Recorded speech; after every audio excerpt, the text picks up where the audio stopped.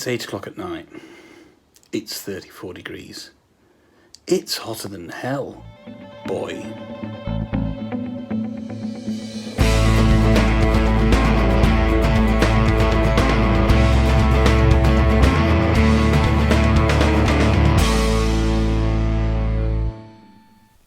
If you're like me, you tend to find lots of reasons not to go to the gym. You'll think, I walked a fair distance today, or, I might have gone out for a little run earlier, or I don't feel very well. However, something happened recently, and it made me reconsider my life and my quest, that eternal quest for a summer body. I decided that I was going to cancel my gym membership. Why? Because I was going to start playing Hellboy.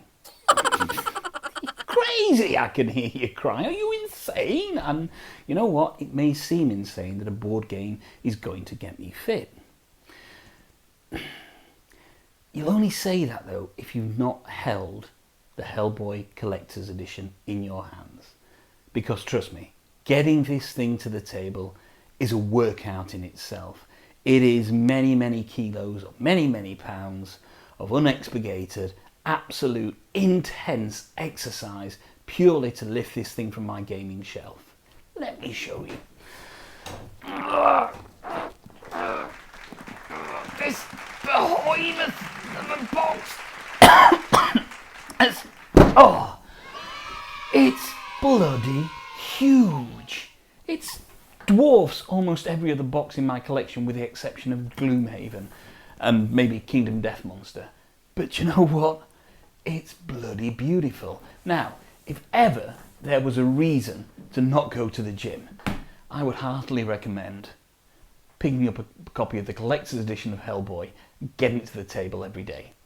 That in itself will burn all the calories you could absolutely take in from eating 14 chicken tikka masalas and 2 kebabs every night.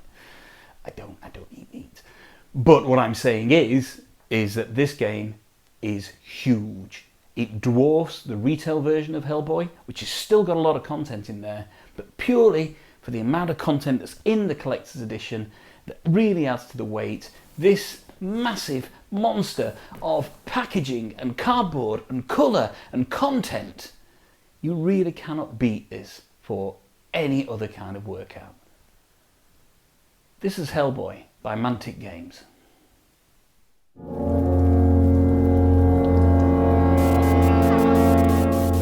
Hellboy.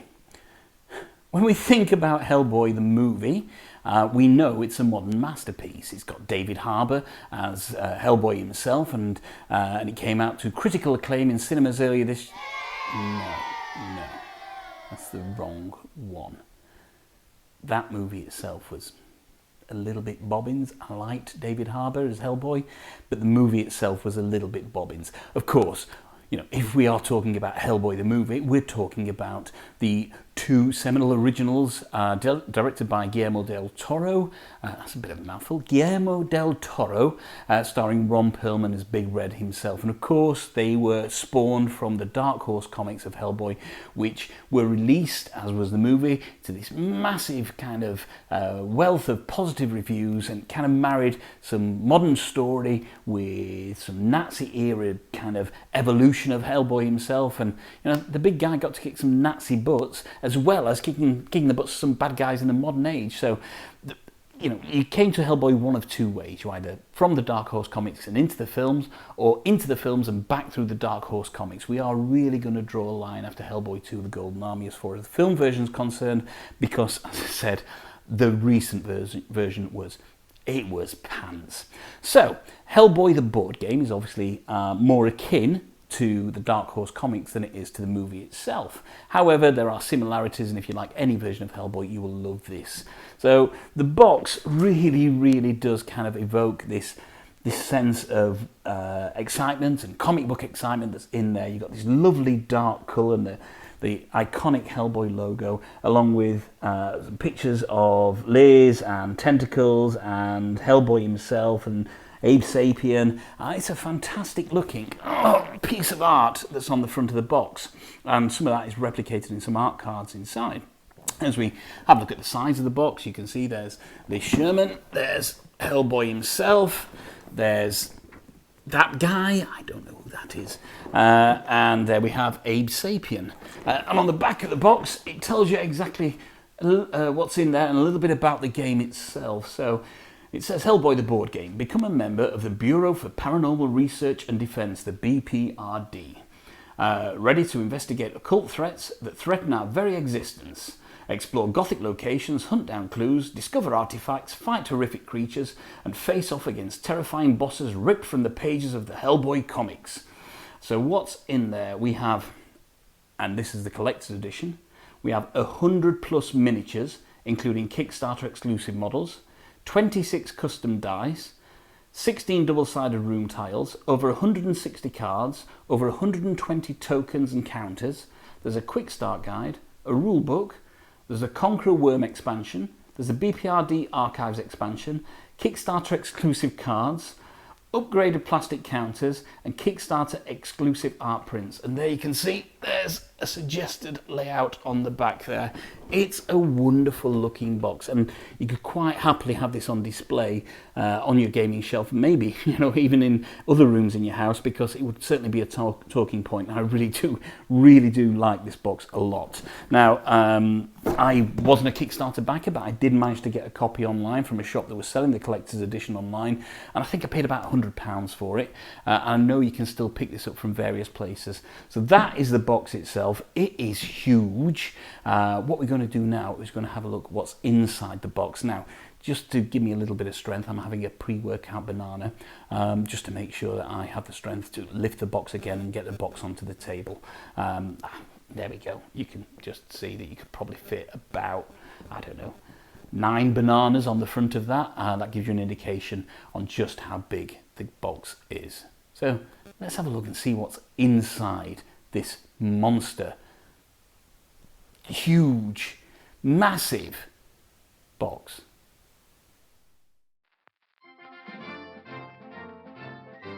Hey, gamer! Does your game not have enough content? Is your game boring? Would you like to play a game with more content? Would you like to kill Nazis and have so much content you could drown? Then throw away your game. You should get the brand new Hellboy Collector's Edition. It will give you all the content you will ever need.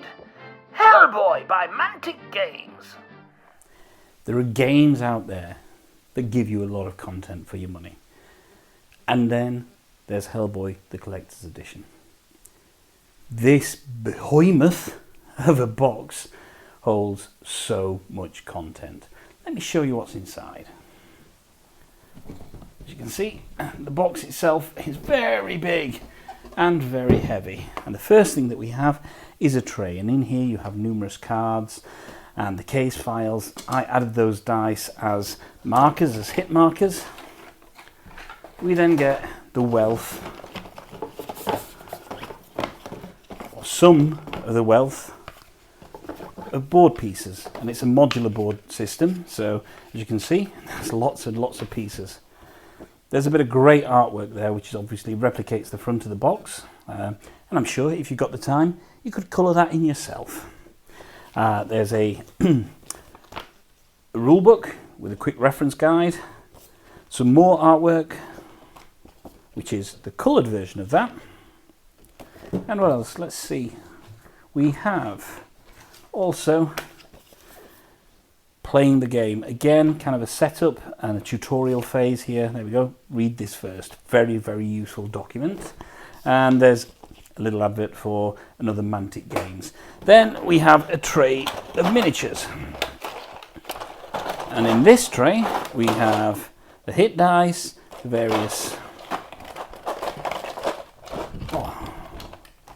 frog people, there's some fire markers, there's the swarm markers, there are board markers, there are artifact markers, and here we have some more pieces which are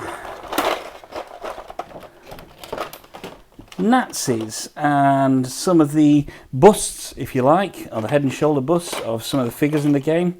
There's even a wild turkey.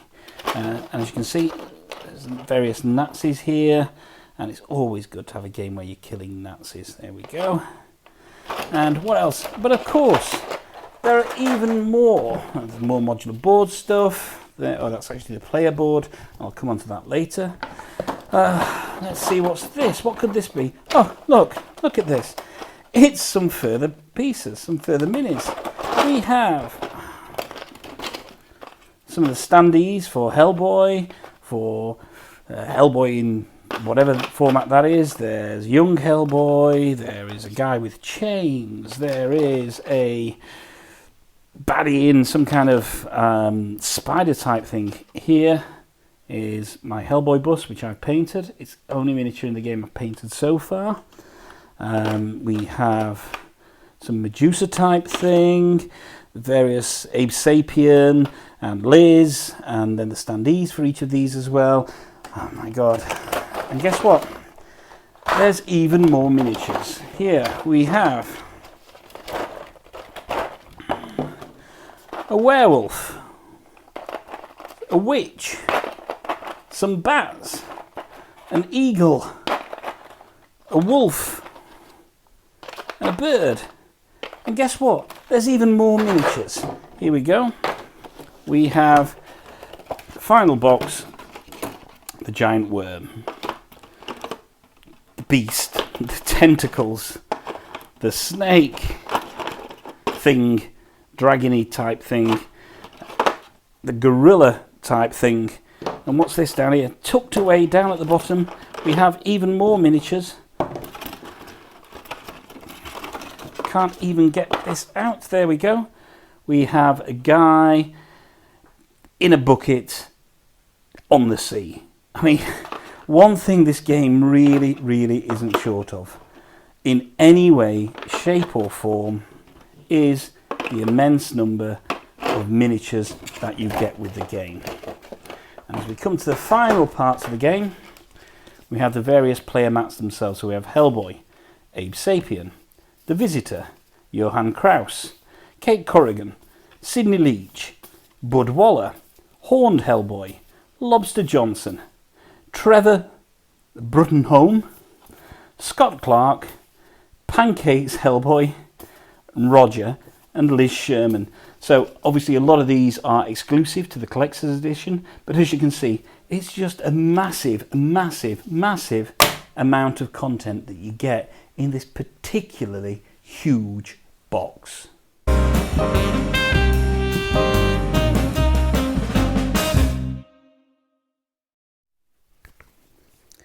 Hellboy is a cooperative game for 1 to 4 players, and on the box it states that each game will take between 60 and 90 minutes. At its heart, Hellboy is inherently a dungeon crawler. What you will do is you will, at the start of the game, depending on what case you've got, is you're going to set up your modular pieces to create a playboard, and a number of doors will be placed on there. And within each room, you will have an encounter card, and what you're going to do is move from room to room, opening the door, discovering the encounter, clearing the baddies inside, looking for artifacts, and effectively trying to resolve the case. Now, each game is effectively broken into 2 parts. The first part is an investigation, during which the agents search through the location, encounter minions, and examine clues. Then, at the end of that, you have a final confrontation, where they'll come face to face with the boss at the centre of the case, and each case is different. Now, as you can imagine, for a game like Hellboy, the Collector's Edition, which has a wealth of content in there, the setup is, well, let's put it this way. You wouldn't kind of wish yourself that you were going to have 5 minutes on this. I set this up last night before resetting the camera this morning, and after I decided on what case I was going to do, it took a good 20 minutes to set up. There's lots and lots to put on the table, ranging from the various modular board pieces, setting up your encounter deck, setting up your deck of doom, setting up your requisition pile, deciding which agents you're going to use, their starting cards, placing the agents on the board, and creating your enemies deck as well. So there's a lot to set up, which is a good thing if you enjoy setting up a game. For me, it's part of the ritual, so I really don't mind setting it up. But there is a major caveat. If you're looking for a quick game to get to the table, certainly with this amount of content, then Hellboy isn't necessarily that game for you. However, if you do enjoy setting a game up and it's part of the ritual as you move forward towards progressing with the game itself, then you're on to a winner with Hellboy. One of the key ways in which Hellboy the Collector's Edition differentiates from the retail version is the amount of cases that you get to investigate. In the retail version, along with the Collector's Edition, you will get a number of sealed case files. And there you go. You can see that is the very first case file they asked you to play, and it's still sealed up in its envelope there. And what these do, these are bespoke cases, and you can play them a number of times, so replayability is there, but they are sealed, so you don't get to spoil what's in there. Now, the Collector's Edition does something slightly different. In the Collector's Edition, you get a number of cards in the case construction system. These are these cards here, which mirror what's in these packs of cards, but they spread it out over a number of cards. And you get these very helpful element cards. And what these do, these tell you which of the case file cards you need to be incorporating into your particular case file to create a unique game for you. Now, this can be done many different ways. There's many different cards, and that means you could effectively play Hellboy for a long time and never play the same case twice. For the sake of this review, because it's the Collector's Edition, and because I don't want to spoil what's in these case files, what I've done is I've used the case file construction system, and as you can see, these are the various cards that you get to choose from, and I've created my own case. And I set the case up last night, so I have a number of cards that I have to go through. I have a number of cards in play, and I have the deck of doom, and I have my enemies set out, and I also have the various encounter cards set out amongst the board. So this won't exactly spoil any of the predefined cases, but it will give you an overview of exactly what the game is and how the game plays. Once you've chosen your investigators, you're going to set up the actual player board here. And what this does is a number of things. First of all, as you can see, we have the case file cards. These are the ones to be put into play, and these are the ones that are already in play that have been revealed throughout the setup process. You're also going to have your Doom track and your investigation tracker as well. Now, your Doom tracker is effectively the timer for the game, and each phase that you play, you will go through a Doom phase, and what that could do is effectively move across the Doom tracker until you reach a key point. Then you also have the investigation tracker as well. What this allows you to do is pick up these almost clue tokens, if you like, that will help you out in the end game of in the confrontation at the end of the game. We've also got a number of encounter cards, and what these encounter cards are effectively, when you've placed them on the board in your various rooms, when you uncover a room, they will tell you, when you flip them over, which baddies are going to go in that room. And here you can see you've got a minion A, a comms array, a minion, another minion A, and a minion C. And these vary. There are a large number of encounter cards, and there's a fairly unique way of filing them. Each case will tell you how many of these particular pictogrammed cards go in there. So there are a number of different pictograms, and you will put them into your encounter deck, and you will shuffle them and then place them on the board.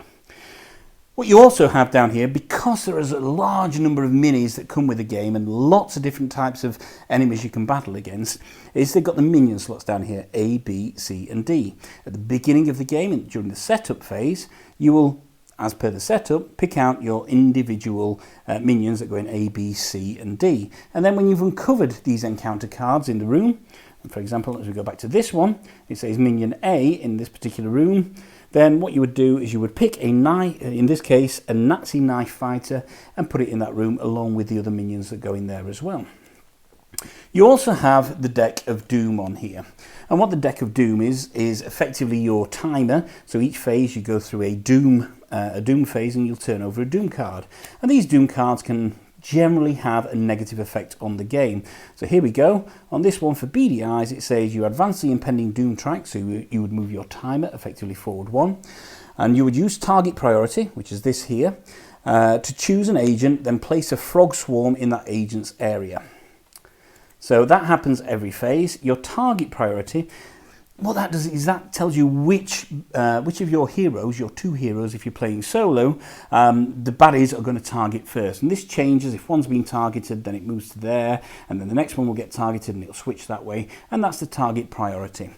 Finally, next to the board, you have a number of requisition cards, and you can purchase these effectively throughout the game. And what these do is they'll give you certain items which will prove to be a bit of a boon for the game itself. So as you can see, I could purchase a stun grenade here, which is a ranged weapon. Do not make a shoot test. Instead, each character in the target area is stunned and then discard after use. So what you do with this is you would effectively map out and time out your game on here and track your progress on here using the case file cards when you've hit a certain trigger point to then flip them over, find out what the action is on the back of there, and either move cards from the play area into the discard area and then move one of these case file cards back into the play area, which means it becomes active.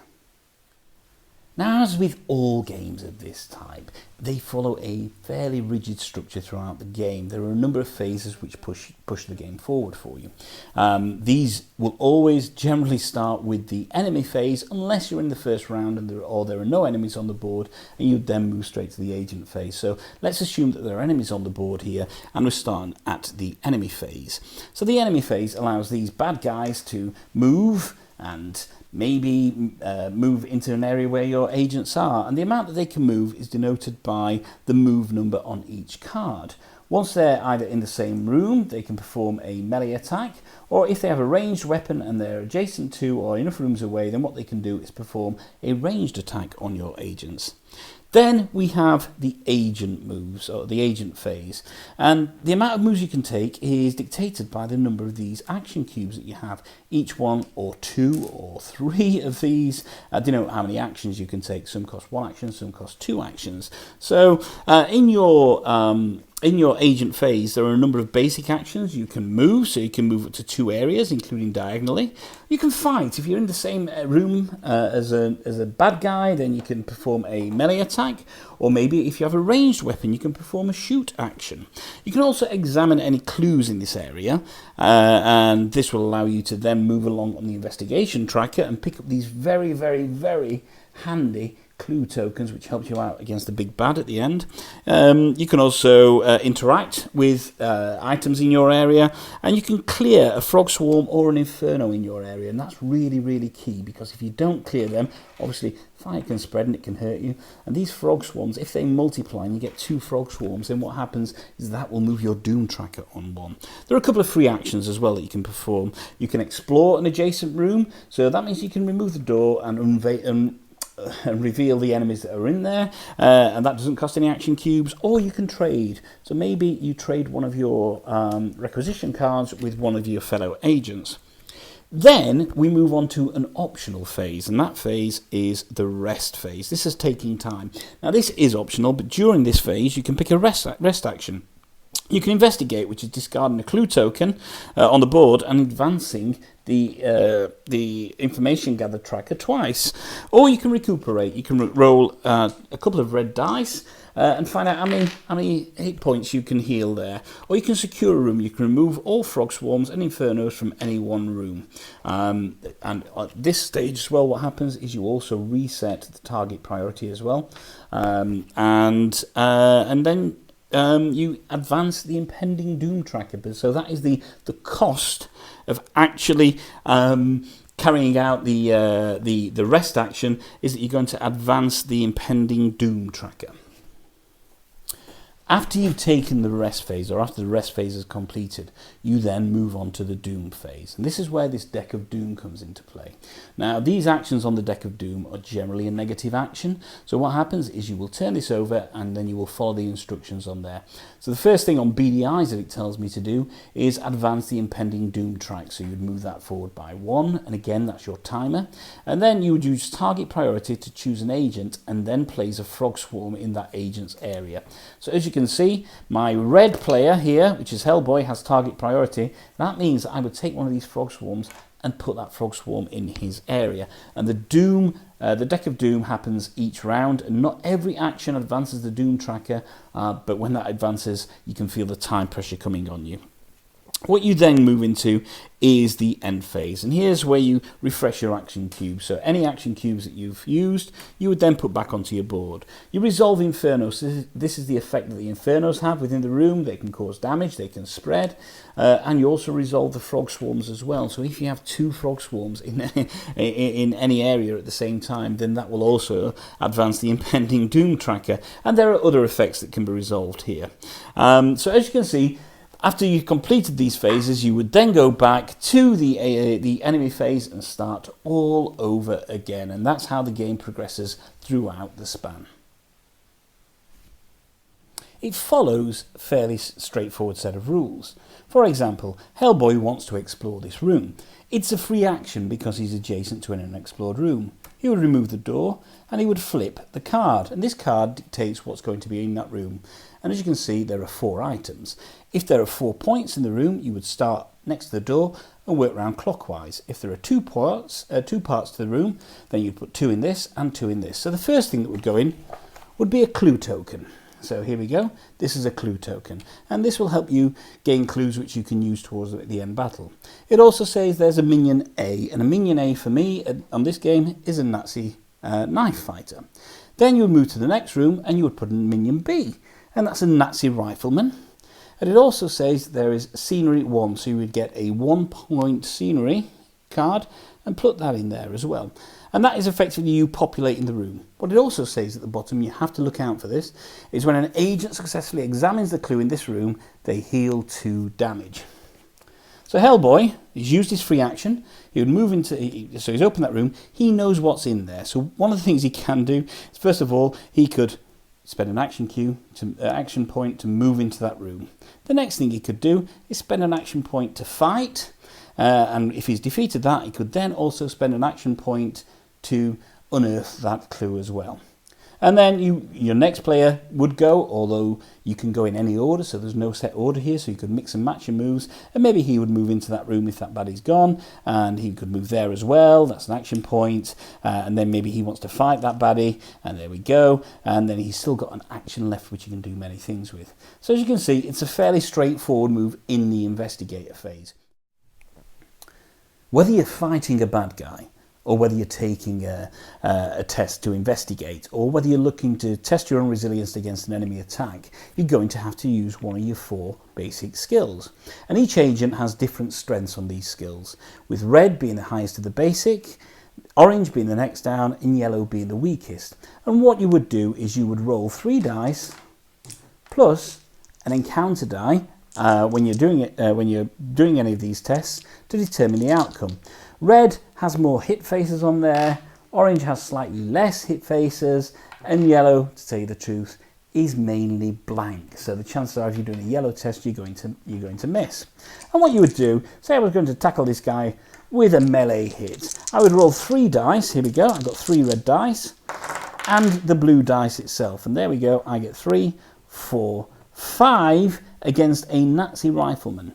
And the Nazi rifleman here, he's got a health of 5, but he's also got a resilience of 1. That means he resists one of my attacks. So that means I would only get 4 hits on this guy. He's not quite dead. But on the blue die, the effect die, you also have a number of faces that kind of sway that result a little bit. And as we go through the faces, here you see, this is a wild card, and that effectively allows me to pick any other results. This is a +1, so I'd add 1 to the test score. There is a +2, so I'd add 2 to the test score. There is a reroll, that allows me to reroll any die I need. And there is also a 2 times multiplier, which would double the effect of the die. And then the one that you don't want to get is the catastrophe face, which effectively makes you discard the highest scoring die. So in that roll that I had a wild card. I'd scored 4 against him. Sorry, I scored 5 there, but he got a resilience of 1, which meant I'd only scored 4. So what I could do there is use it as a wild card, and I could use any other die face, and I could have another 2, and I would have defeated this soldier. If I hadn't defeated the soldier, so say I'd only rolled, I don't know, I'd rolled that face, which meant I had to discard my highest dice. That meant I would have done 2 damage to this particular soldier. And with a resilience of 1, that meant I would have only done 1 damage. What you're meant to do, and the game comes with a little bag of tiny little red markers, is kind of put a little red marker against the base of that soldier so you know how many hits he's taken. Now, I found that inherently fiddly, cumbersome and unnecessary. So what I did is for about £5, I bought a box of tiny little dice, there you can go, and I would use that as my marker now. So there we go, that particular rifleman has had 1 hit, so I would put that, which is the 1 face, against him, and that's a lot easier to track how many hits each bad guy's got. The game carries on in this manner throughout the entire playtime. You're moving into rooms, you're fighting bad guys until you eventually get into a room where the big bad is revealed, and that can be revealed by one of the deck of doom, and then you would use an enemy card to actually find out how the big bad fights. And you know, the models are mightily impressive, and once you get in there, chances are is that you're going to be a little bit overwhelmed, not only by the big bad guy but also by the number of baddies that are in there. Maybe there's other items in there that you can place, comms panels, etc., and you may have fire markers spreading throughout the board, and it becomes this really tense battle of you know, can I defeat the baddie while still fighting off these bad guys? Do I have enough left? Do I need to rest? And if I rest, am I going to move the doom tracker on? And have I taken too many hits? And I'll come on to how you take hits in a moment, because I think that's a particularly nice way to actually track your health throughout the game. To help you out in this, as well as your starting cards, and each player comes with a couple of starting cards, and they can, you can see Hellboy's, which is his pistol and deep pockets, is you can purchase requisition cards throughout, which will give you additional items. So here Hellboy's purchased the Ancient Blade and the Blasting Charge, and this will give him some extra firepower when he's not only tackling these baddies, but also tackling the big bad himself. Once you've defeated the big bad, that's it. You've ended the game, you're victorious, you've cleared out this dungeon or rooms or whatever you want to call it, and Hellboy can walk off into the sunset and no more "oh crap" because he's beaten everybody there. However, it's fairly easy to get overwhelmed in this game, and once this number of bad guys starts increasing and the fire tokens come on and you're not getting the dice rolls that you want, and you know, this guy's still only got 1 hit and you're taking a number of these kind of injury tokens on your card as well, it becomes quite difficult to keep on top of everything. The bad guys will keep swarming, and if they're over the map, they're moving towards you at all times, and sometimes the panels on the rooms can shift around, so the whole play area becomes this kind of miasma of shifting floors, and you're working through the case files deck, and each time you flick one of those over, something good and bad happens, and it becomes awful as all this tension really starts to wrap up, and you don't know if Big Red's going to be able to survive it and beat the living crap out of people. Sounds fun, yeah? And you know what? It is fun. And there are ways to actually achieve this, and there's a great way to play the game where you are either separating or staying together and moving through the rooms. But this impending doom tracker and the number of bad guys that keeps mounting up, and the fact that you don't quite have enough clue tokens, that all starts to get on top of you, and sooner or later your agent will start to take hits. Now when you take hits, what you do is each board has a number of hit spaces on here, and here you can see Hellboy's got 6. Now he's got 5 hits on there so far, so what would happen is you would get 5, and there you go, he's so far got 5 hits. That means nothing particularly bad has happened to him as of yet. He's just halfway through his hit quota. However, once you've exceeded 5 and you get another hit, what happens is you then start turning these over, and this is where this has a disastrous effect on you, because each time you flip one of these over, it has a negative effect. And here you can see as I'm flipping these over, they're saying that my investigate ability is either is downgraded, or my shoot ability is downgraded, or my resilience ability is downgraded. And what that means is that instead of having a red die for a shoot, I'd have to downgrade that to an orange die. Or if I'd got an orange die for something, I'd have to downgrade it for a yellow die. A particularly evil one of these hit markers and wound markers that you get is if you get this wound marker. And obviously if you're kind of going up here with all your damage and then you're coming back down, you're probably quite far progressed in the game. And if you get one of these markers, that has a devastating effect, because what that does is that removes 1 action cube. That means you have less actions to take, which can of course have a devastating effect. You may have planned your future game on having 3 actions, so you could move, attack, move, or maybe you could, I don't know, investigate, move and attack. if you've got one less, it's surprising how much of an impact that has on the game. There are ways of getting that back. You can heal yourself as you go through the game, but that particular wound is a hard pill to swallow. So, you've been playing through the game, you've been unearthing rooms, you've been resolving your case cards, and at a certain point, either through triggering an event or through playing through the case files, you're going to activate the big bad. And this is where the confrontation stage of the game comes in. So what you have is you're going to come up against your big bad, and in this case it's the Conqueror Worm, and they're going to have a certain number of hit points, and this is their hit point tracker, and that will move backwards as you damage them throughout the game, hopefully getting them down to 0 where you've defeated the boss. They will seemingly move around the board in a random manner, but it's not really manner because the boss behaviour is driven by this boss behaviour deck. And what happens is that on the boss's turn, you will draw one of these cards and it will tell you what the boss is going to do, whether it's going to move or attack. So here we can see we've got Unstoppable Advance. If I've drawn this card, it says agents in the boss's area, discard this card and draw another. Otherwise, the boss moves towards the nearest area that contains any agents. Its exact path is chosen by the lead agent. Any minions, frog swarms or scenery in an area it enters are destroyed. If it moves into an area containing any agents, it stops and makes a melee attack against each agent in the area. You draw one of those each time the boss, each time you enter the boss's phase. What it can also do throughout these is spawn new enemies. And as you can see here, if I'd have drawn this card, I would have spawned the Tentacles of Sadu Hem, and that's a new enemy that I would have to combat. Now this takes place over rounds between yourself and between the big boss until one of two things happens. The boss and his minions overwhelm you and both your agents are destroyed or killed, or you maintain enough damage against the boss and then you defeat the boss. And this actually is a really nice mechanic in the game. It gives the game a slightly different kind of latter game feel, so you're not just moving through rooms, you actually have a key goal here because you unearth this. So it does provide a nice element of tension and variability within the game, and I do like this mechanic. I think it really, really works very well in this particular game, and of course with the wide number of bosses that you've got, there's a lot to go out through here. So far so good then, yeah? There's a lot of content in the box. I think we've covered that quite well. And there's also a lot of gameplay here as well. The modular board system really does help.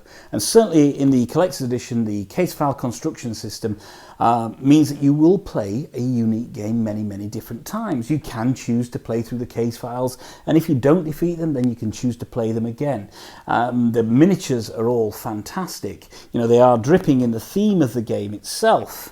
There's lots of different variable factors like the encounter cards or the deck of doom or the boss movement cards or the requisition cards. There's a very high number of agents that you can play, that you can use, and there's also obviously a lot of miniatures there. So, you know, it has a lot going for it, and you know what? I do like this game. And that's a bit of an issue, really. I only like the game. You see, Hellboy is steeped in lore. There are a wealth of Hellboy comic books out there. There are at least 2 good movies as well. There's a lot going on in the Hellboy universe, and the game, whilst giving you a real indication of what happens in that universe, and that's mainly through a thematic setting and the amount of miniatures and tokens and items that are in the game, it never fully immerses you in Hellboy. I hate to use the words tacked on, so let's find a different way of saying that, but it does feel like the gameplay is slightly generic. It feels like it was a theme added on to a game, not tacked on, rather than a game created for the theme itself. Now, Hellboy, in this sprawling, wonderful BPRD universe, can go out there and he can fight the monsters and the bad guys all over the world. In this game, he's kind of reduced to fighting them in closed-off corridors or rooms. It is a dungeon crawler. It doesn't shy away from being a dungeon crawler, but I can't help thinking there is a massive missed opportunity. You know, one of the other things as well is the fact that with a game that has so much content and so many different ways of playing it, the setup is of course going to take a long time. Now, as I mentioned earlier, the setup last night took me maybe 20 minutes to set up, and when I finish this game, it's going to take me another 20 minutes to tear down. And whilst the case file creation system and the case files themselves give you a great kind of snapshot of the Hellboy story within this compressed universe, they are just that. They are one-shots. If I'm spending a lot of time in setting a game up, I want a campaign. I want to leave this on the table for a long time and play through and build up the abilities on Hellboy or on Abe Sapien, or have the ability to bring other agents into it and carry the campaign through. What you're going to get is a game, once you've spent 15-20 minutes setting it up, that's going to last you about an hour.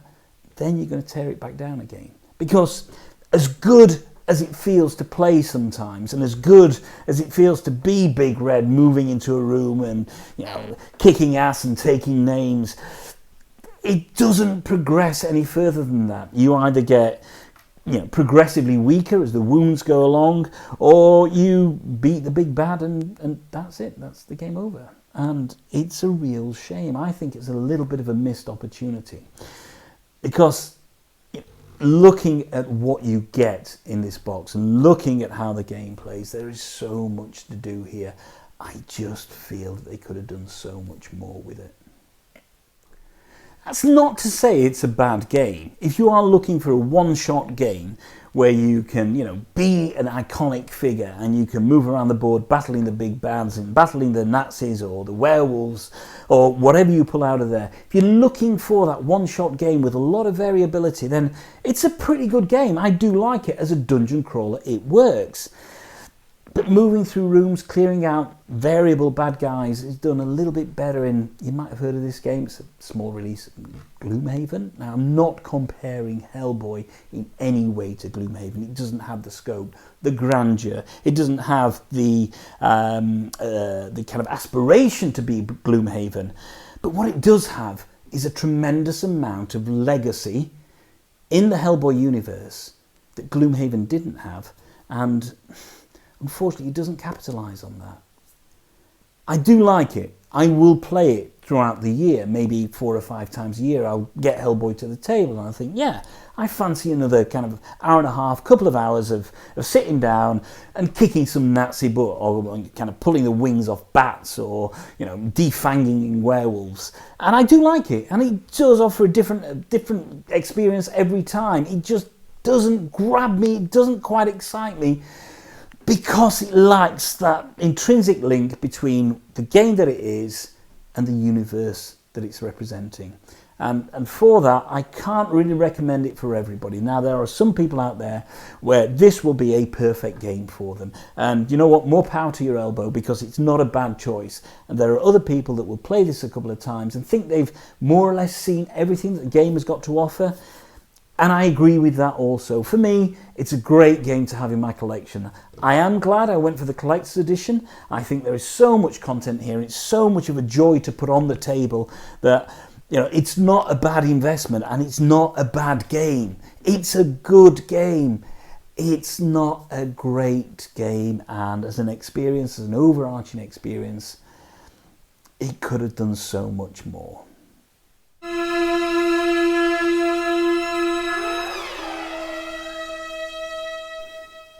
So there we go. That was Not Board Gaming's review of Hellboy, the board game, the collector's edition. You know what? If you're going to stump for a copy of Hellboy, either the retail version or the collector's edition, it's probably worth saving up that bit extra cash and going for the collector's edition. There is a wealth of minis in there, and there is also the excellent case creation file system, which allows this unique way of playing. Unfortunately, the game doesn't quite equal the sum of its parts. There's some really good mechanics in there. There's some good gameplay elements in there.